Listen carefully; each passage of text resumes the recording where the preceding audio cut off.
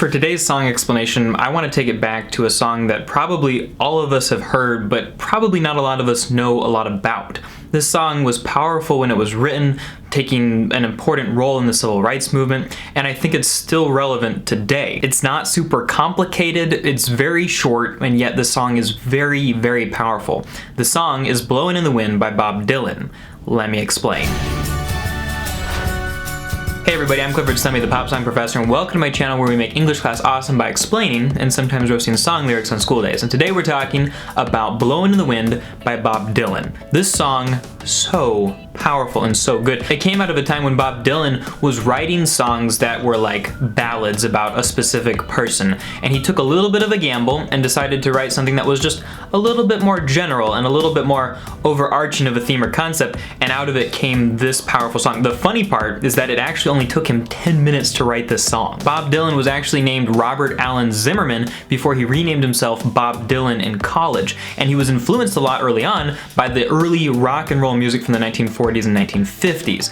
But as he was listening to it, he, I think, would have been a good kindred spirit for those of us watching this video, because he felt like the songs of his time, those rock and roll songs, they relied on a driving beat and a lot of like catchy phrases, but that for the most part, they were kind of empty and shallow. So when he looked at folk music, he was like, wow, there's a lot of passion and humanity and tragedy and triumph and beauty in this music, and so he started writing more of those kinds of lyrics until 1965 or so, a little bit later, when he then kind of went back to rock and roll and took that lyrical perspective to that genre. Blowin' in the Wind borrows heavily from the melody of an old slave song called No More Auction Block. He heard it playing and he wrote some lyrics to it, changed it up a little bit, and that was the song. A lot of people thought it sounded like a protest song, which would have fit well with the Vietnam War and the civil rights movement and a lot of other things that were going on in American society at the time, but he claimed that he didn't write protest songs, so it wasn't.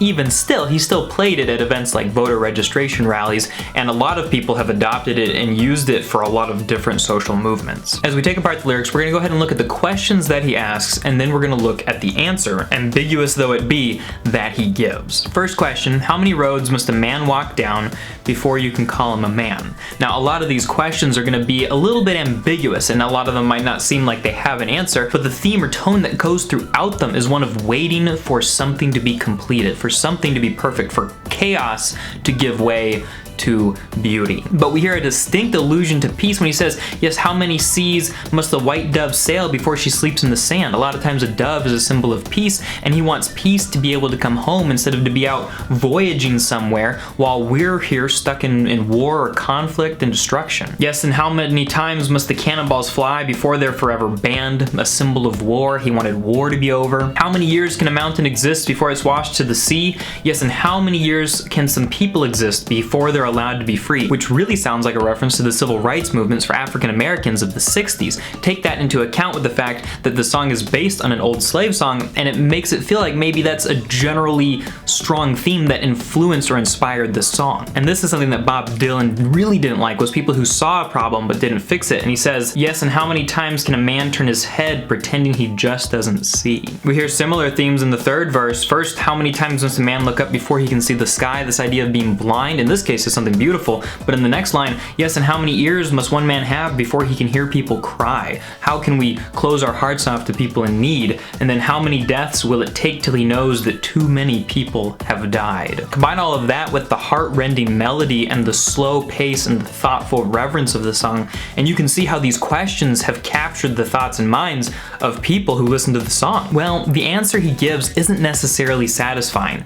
He says, the answer, my friend, is blowing in the wind. The answer is blowing in the wind. When asked to describe it, Bob Dylan said, there ain't too much I can say about the song except that the answer is blowing in the wind. It ain't in no book or movie or TV show or discussion group. Man, it's in the wind. Yeah, real helpful. Thank you so much. He continues, too many of these hip people are telling me where the answer is, but oh, I won't believe that. I still say it's in the wind, and just like a restless piece of paper, it's got to come down. He himself was waiting for the answer to these questions. But perhaps the person who has best captured what Bob Dylan was saying here is Mick Gold in an article where he referred to the refrain as impenetrably ambiguous. He says, either the answer is so obvious it is right in your face, or the answer is as intangible as the wind. And I think that's probably a pretty pretty good summary because in the end, the answers to these questions, they seem so difficult and hard to grasp onto. Like, how can we actually solve these problems? But at the same time, it's so blindingly obvious right in front of your face. And I think that push and pull, that paradox, that inability to fully grab the answer but to still feel like you have the answer is probably what makes Blowin' in the Wind such a powerful song. In any case, guys, I highly recommend that you go and listen to Bob Dylan's music. Such good stuff, and even though it was written so many decades ago, it's still so powerful. Thanks for watching, everybody. If you want to join a community of people who love to discuss song lyrics or who want to become song lyric writers themselves and you want help and advice from cool people, be sure to check out the link in the description down below to my Patreon. Don't forget to watch these videos here. Thanks for watching. I'll talk to you next time.